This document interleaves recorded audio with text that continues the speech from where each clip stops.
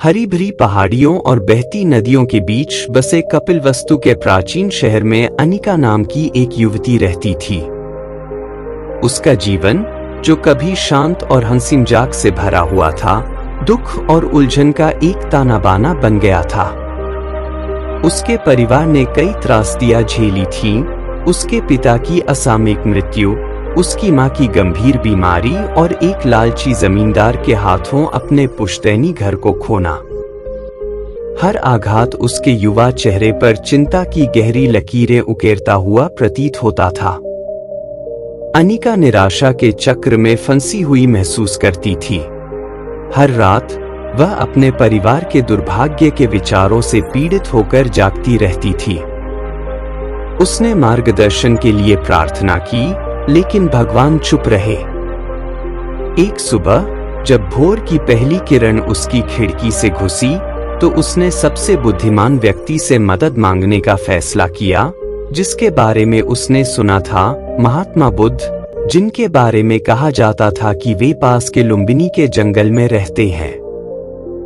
लुम्बिनी की यात्रा लंबी और कठिन थी। अनिका कई दिनों तक चलती रही। उसके पैरों में छाले पड़ गए और उसका शरीर थक गया, लेकिन उसका दृढ़ संकल्प कभी नहीं डगमगाया। रास्ते में वह ऐसे यात्रियों से मिली जो बुद्ध की गहन बुद्धि और असीम करुणा के बारे में बात कर रहे थे। इन कहानियों ने उसके भीतर आशा की एक चिंगारी जलाई। एक शाम जब सूरज पहाड़ों के पीछे डूब रहा था और परिदृश्य पर सुनहरा रंग छा रहा था, अनिका जंगल के किनारे पहुंची। हवा खिले हुए फूलों की मीठी खुशबू और पक्षियों की मधुर चहचहाहट से भरी हुई थी। उसे शांति का ऐसा एहसास हुआ जो उसने सालों से महसूस नहीं किया था। अनिका जंगल में दाखिल हुई, उसका दिल प्रत्याशा से धड़क रहा था। वह पेड़ों के बीच से घुमावदार एक संकरे रास्ते पर चली गई, जब तक कि वह एक शांत समाशोधन पर नहीं पहुंच गई। वहां एक भव्य बोधि वृक्ष के नीचे महात्मा बुद्ध बैठे थे। वे शांति की आभा बिखेर रहे थे, उनकी आंखें ध्यान में बंद थीं।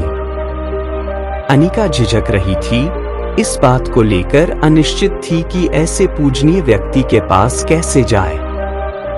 उसकी उपस्थिति को महसूस करते हुए बुद्ध ने अपनी आंखें खोली और धीरे से मुस्कुराए।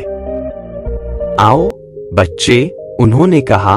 उनकी आवाज एक कोमल हवा की तरह सुखदायक थी। मेरे साथ बैठो। अनिका की आंखों में आंसू भर आए जब उसने अपने परिवार की पीड़ा और अपनी खुद की लाचारी का वर्णन करते हुए अपने दिल की बात कही। बुद्ध ने ध्यान से सुना, उनकी अभिव्यक्ति करुणामय थी। जब अनिका ने समाप्त किया तो बुद्ध एक पल के लिए चुप रहे, फिर बोले, जीवन प्रिय चक्रों की एक श्रृंखला है। खुशी और दुख, लाभ और हानि, ये सभी मानव अनुभव का हिस्सा हैं। यह आपका भाग्य नहीं है जिसने आपको दुख दिया है, बल्कि इन घटनाओं के प्रति आपका लगाव है। अनिका ने भौहें सिकोड़ी, पूरी तरह से समझ नहीं पाई। बुद्ध ने आगे कहा, हम अतीत को नहीं बदल सकते, लेकिन हम इसके प्रति अपनी प्रतिक्रिया बदल सकते हैं। स्वीकृति शांति की ओर पहला कदम है। वर्तमान क्षण को गले लगाओ, क्योंकि यह वास्तव में हमारे पास है। फिर उन्होंने किसा गौतमी की कहानी साझा की, एक महिला जिसने भी बहुत नुकसान झेला था। अपनी यात्रा के माध्यम से उसने जीवन की नश्वरता को सीखा और अपने आसक्तियों को छोड़ने में सांत्वना पाई। बुद्ध के शब्दों से प्रेरित होकर अनिका ने कुछ समय के लिए लुम्बिनी में रहने का फैसला किया। वह अनुयायियों के समुदाय में शामिल हो गई, बुद्ध की शिक्षाओं को सीखा और ध्यान का अभ्यास किया। धीरे धीरे उसे आंतरिक शांति मिलनी शुरू हो गई। उसे समझ में आ गया कि भले ही वह अपने अतीत को नहीं बदल सकती, लेकिन वह उसके बारे में अपनी धारणा बदल सकती है। ध्यान के माध्यम से अनिका ने अपने भीतर एक ऐसी ताकत की खोज की जिसके बारे में उसे पहले पता नहीं था। उसने अपनी परिस्थितियों को विनम्रता से स्वीकार करना और जीवन के सरल क्षणों में आनंद खोजना सीखा। महीने बीत गए और अनिका ने खुद को बदला हुआ महसूस किया। उसने तय किया कि अब अपने गांव लौटने का समय आ गया है। उसने बुद्ध को उनके मार्गदर्शन के लिए धन्यवाद दिया और उन्होंने उसे उसकी यात्रा पर आशीर्वाद दिया। जब वह जंगल से वापस लौटी तो उसे अपने दिल में हल्कापन महसूस हुआ। वह जानती थी कि आगे जो भी चुनौतियां होंगी, उसके पास उनका सामना करने की ताकत है। जब अनिका घर पहुंची तो उसका परिवार उसे देखकर बहुत खुश हुआ। उन्होंने तुरंत उसमें बदलाव देखा। अनिका के शांत व्यवहार से प्रेरित उसकी मां अपनी बीमारी से उबरने लगी।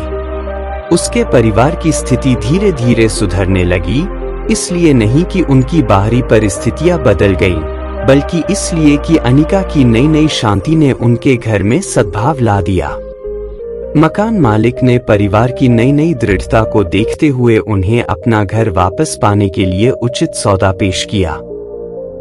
अनिका ने सीखा था कि भले ही हमारे भाग्य पर हमारा नियंत्रण न हो, लेकिन हमारी प्रतिक्रियाओं पर हमारा नियंत्रण है। बुद्ध को खोजने की उसकी यात्रा ने उसकी नियति को नहीं बदला, लेकिन इसने उसे बदल दिया। और खुद को बदलने में उसने अपने आसपास की दुनिया को बदल दिया।